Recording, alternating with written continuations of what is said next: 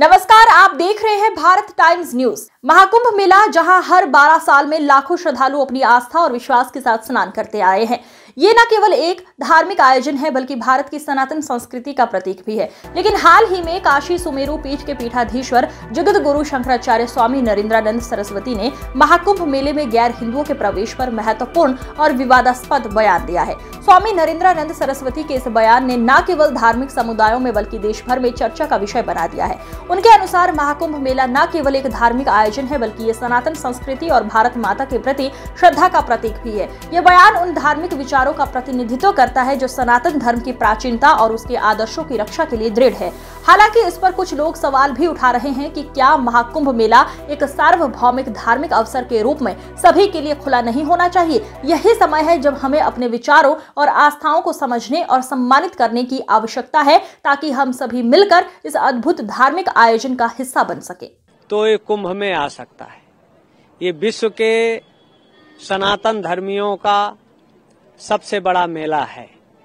मेला आस्था, श्रद्धा और ये ब्रह्मद्रवा गंगा, प्रेमद्रवा यमुना, अदृश्य सरस्वती के तट पर अद्भुत विलक्षण अद्वितीय मेला लगा है।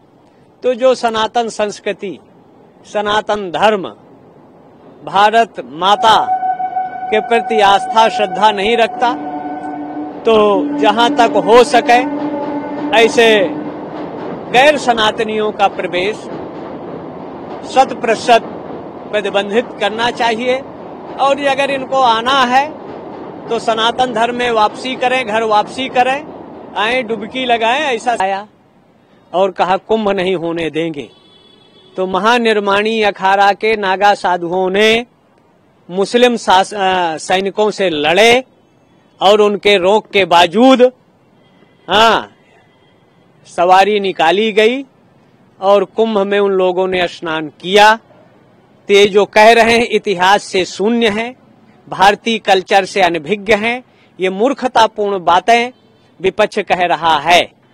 और ये शुद्ध सनातनियों का मेला है। सनातन को जो नहीं मानता, सनातन के प्रति आस्था, श्रद्धा, विश्वास नहीं है, ऐसे लोगों को यहाँ आने नहीं दिया जाएगा। सीधे समझेंगे तो सीधे, नहीं सीधे समझेंगे तो जैसा समझेंगे उसी भाषा में इनको समझाया जाएगा। भारत आदि से नहीं, 14वें मनवंतर के 28वें तेता में 1,79,76,000 वर्ष पूर्व से भारत, ये आज का बांग्लादेश, पाकिस्तान, अफगान, ये सब सनातनियों की भूमि रही। ये 2000 लगभग 25 वर्ष ईसाइयों का है, 1450-1500 साल इस्लाम का है। इनके अगर और आगे जाएंगे तो यहूदी या पारसी या बौद्ध, और इनके आगे जाएंगे तो अंत में सनातन ही था। तो पूरे विश्व में सनातन ही फैला था।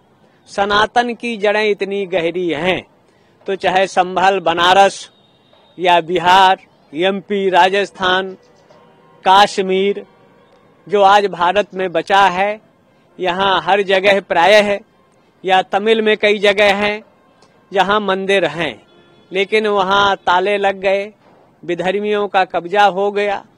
तो उत्तर प्रदेश सरकार के मुखिया हमारे योगी जी के नेतृत्व मार्गदर्शन में जो काम चल रहा है, प्रशासनिक सूझबूझ से मंदिरों को खोलना, पूजा करना, ये दुनिया में शांति सद्भाव के प्रतीक के रूप में है। मंदिरों में अगर पूजन अर्चन नहीं होगा तो अनेक तरह के विप्लव, अशांति, अराजकता का माहौल निर्मित होता है। अगर मंदिर में देवताएं हैं तो उनका स्नान पूजन विधि विधान से होना चाहिए। और मदनपुरा के सिद्धेश्वर शिव या संबल, सतयुग, त्रेता, द्वापर और इस कलयुग में भी हमारे राजाओं की आस्था, श्रद्धा और आने वाले भविष्य में पुराणों के आधार पर जो विष्णु के 24 अवतारों में से कल्कि अवतार का वर्णन है वो संबल में है। उनके अवतार के आने के पूर्व जो भूमिका परिस्थितियां निर्मित हो रही हैं, तो अब वो काल बहुत दूर नहीं है, परमात्मा का प्राकट्य होगा और इस धरा से आसुरी, मानवता द्रोही, विधर्मियों का अंत होगा।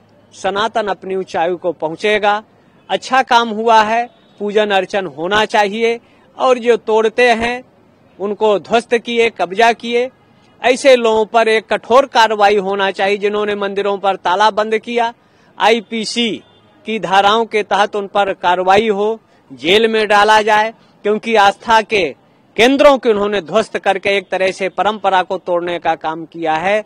तो संविधान ये कहता है कि अगर किसी की आस्था श्रद्धा को बिगाड़ने का काम करे तो उन पर कठोर निर्णय लेकर कार्रवाई होना चाहिए। मंदिरों में पूजन अर्चन एक तरह से सतयुग का आरंभ जैसी स्थिति है। देवत्व अपना परम वैभव को प्राप्त करेगा, समाज से विषमताएं, बैर द्वेष का अंत होगा। और ये जो विपक्ष है ये तो धार्मिक केंद्रों को, आस्था के केंद्रों को एक तरह से विवाद, विषाद, भ्रम उत्पन्न कर समाज में भ्रांति लाना चाहता है। तो ऐसा कृत्य करने वालों पर भी सख्ती की जरूरत है। इनको इलाज की जरूरत है, इनको मेंटल अस्पतालों में डालने की जरूरत है, पागल खाने में डाल दें, जिससे देश का सद्भाव, कुंभ, शांति, एकता से बीत सके।